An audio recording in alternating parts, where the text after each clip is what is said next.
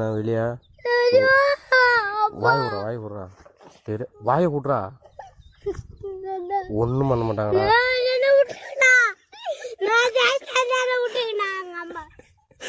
ஒன்றும் பண்ண மாட்டாங்கடா, காரில் எடுத்துன்னு போவாங்க.